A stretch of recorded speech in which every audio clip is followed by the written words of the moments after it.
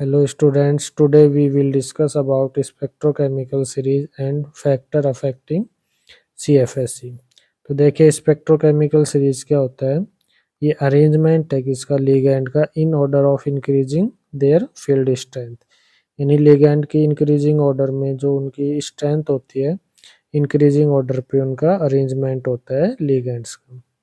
दूसरा हमें ये ध्यान रखना है, यदि CFSE है जो क्रिस्टल फील्ड स्टेबलाइजेशन एनर्जी, वो पेयरिंग एनर्जी से क्या होगी, लेस होगी। यानी पेयरिंग एनर्जी ज़्यादा होगी तो इलेक्ट्रॉन्स की पेयरिंग यहाँ पर नहीं होगी और स्पिन जो कॉम्प्लेक्स है वो कैसा होगा, हाई स्पिन कॉम्प्लेक्स।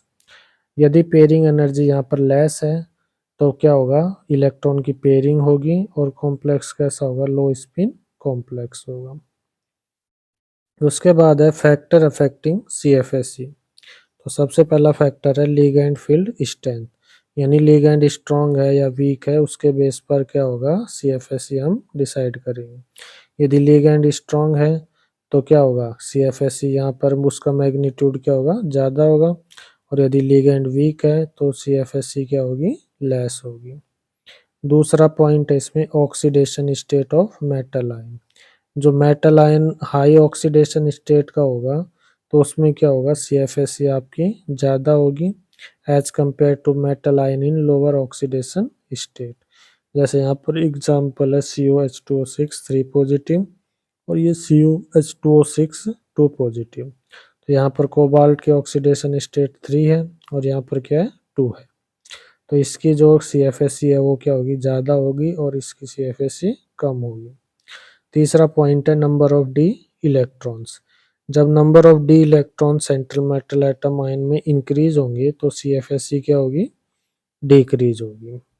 यानी कोई दो कॉम्प्लेक्स है और उनमें नंबर ऑफ डी इलेक्ट्रॉन देखेंगे, मेटल आयन के पास कितने डी इलेक्ट्रॉन है, तो जिसके पास number of D electron central metal ion में इंक्रीज हो रहे हैं तो उसकी CFSE क्या होगी, डिक्रीज होगी।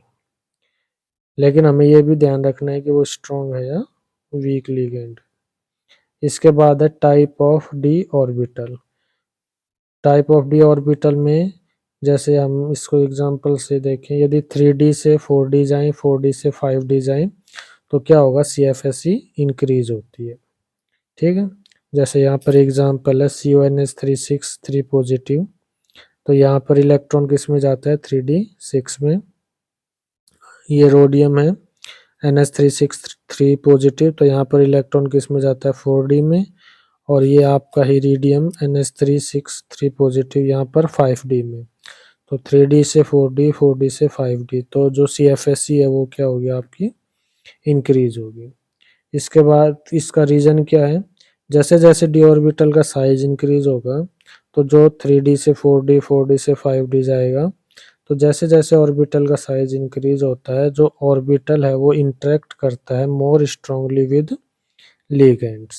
ठीक है, तो साइज बढ़ेगा या ऑर्बिटल का तो उतना ज़्यादा क्या होगा, वो स्ट्रांगली किसके साथ इंटरेक्ट करेगा, ऑर्बिटल मेटल का लिगेंड के साथ, और उसमें क्रिस्टल फील्ड स्प्लिटिंग ज़्यादा होगी और CFSE भी क्या होगी, इंक्रीज होगी।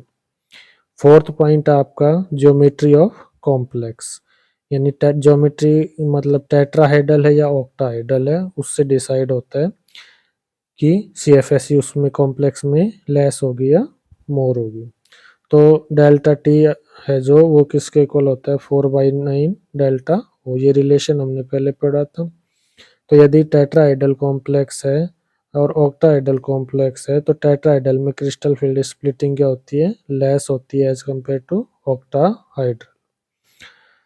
तो the value of splitting energy for tetrahedral complex is small as compare to pairing energy. The tetrahedral complex are therefore mostly high spin complex. तो ज्योमेट्री में आपने पढ़ा देखा कि जो टेट्राहेड्रल कॉम्प्लेक्स होगा वो ऑक्टाहेड्रल से क्या होगी, उसमें CFSE लेस होगी। ठीक है, इसके बाद है जो टेट्राहेड्रल कॉम्प्लेक्स होते हैं वो मेनली क्या होते हैं, हाई स्पिन कॉम्प्लेक्स ही होते हैं, क्योंकि उनमें क्या होता है कि जो वैल्यू है स्प्लिटिंग एनर्जी टेट्राहेड्रल कॉम्प्लेक्स में वो स्मॉल होती है as compare to pairing energy. यानी पेयरिंग एनर्जी है वो लार्ज होती है टेट्राहेड्रल कॉम्प्लेक्स में, इसलिए वहां पर क्या होगा, पेयरिंग नहीं होगी। और कॉम्प्लेक्स कैसे होते हैं, मोस्टली हाई स्पिन कॉम्प्लेक्स होते हैं।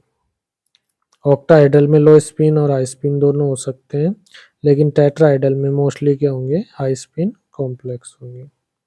लिमिटेशन देखें सीएफटी की, क्रिस्टल फील्ड थ्योरी की, तो it does not explain covalent character of bonding between ligand and central atom.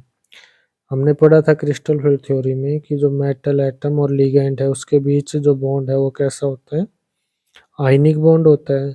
तो ये कोवलेंट बॉन्ड को रिप्रेजेंट या कोवलेंट बॉन्ड को एक्सप्लेन नहीं करता। दूसरा है, it does not explain relative strength of ligand. ये लिगैंड की स्ट्रेंथ के बारे में नहीं बताता कि लिगैंड स्ट्रॉन्ग है या वीक है, ये तो बताता है, लेकिन क्यों है स्ट्रॉन्ग क्यों है वीक उसके बारे में नहीं बताता। तो आज हमने पढ़ा यहाँ पे स्पेक्ट्रोकेमिकल सीरीज। स्पेक्ट्रोकेमिकल सीरीज क्या होता है, लिगैंड का अरेंजमेंट होता है इंक्रीजिंग ऑर्डर में of their field strength. Weak ligand पहले आते हैं, स्ट्रॉन्ग लिगैंड लास्ट में आते हैं। पेयरिंग एनर्जी यदि आपकी CFSE से ज़्यादा है तो जो पेयरिंग है इलेक्ट्रॉन की वो नहीं होगी, कॉम्प्लेक्स हाई स्पिन होगा। पेयरिंग एनर्जी यदि लेस है तो पेयरिंग हो जाएगी इलेक्ट्रॉन की, कॉम्प्लेक्स कैसा होगा, लो स्पिन कॉम्प्लेक्स होगा। फैक्टर देखें CFSE में, तो ligand field strength, strong ligand होगा तो मोर CFSE होगी। दूसरा है ऑक्सीडेशन स्टेट, यदि ऑक्सीडेशन स्टेट मेटल लार्ज है तो क्या होगा, CFSE भी क्या होगी, लार्ज होगी। नंबर ऑफ डी इलेक्ट्रॉन, यदि डी इलेक्ट्रॉन बढ़ते हैं सेंट्रल मेटल आयन में तो CFSE क्या होगी, डिक्रीज होगी। टाइप ऑफ डी ऑर्बिटल में यदि 3D से 4D और 4D से 5D जाते हैं तो CFSE क्या होती है, इंक्रीज होती है। रीजन क्या है कि जैसे जैसे ऑर्बिटल का साइज बढ़ेगा 3D से 4D और 4D से 5D, तो जो इंटरेक्शन है वो भी क्या होगा, मेटल और लिगैंड के बीच बढ़ेगा और क्रिस्टल फील्ड स्प्लिटिंग ज़्यादा होगी और इस वजह से CFSE भी क्या होगी, लार्ज होगी। चौथा है geometry of complex. Tetrahedral complex की जो स्प्लिटिंग है वो लेस होती है as compare to octahedral complex. Limitation देखते हैं CFT की, तो ये कोवलेंट करेक्टर को, जो कोवलेंट बॉन्डिंग है मेटल और लिगैंड के बीच में उसको एक्सप्लेन नहीं करती। और ये रिलेटिव स्ट्रेंथ है, जो लिगैंड की स्ट्रेंथ है उसके बारे में कुछ नहीं बताती, ये इसकी लिमिटेशन है। आगे हम पढ़ेंगे मेटल कार्बोनाइट।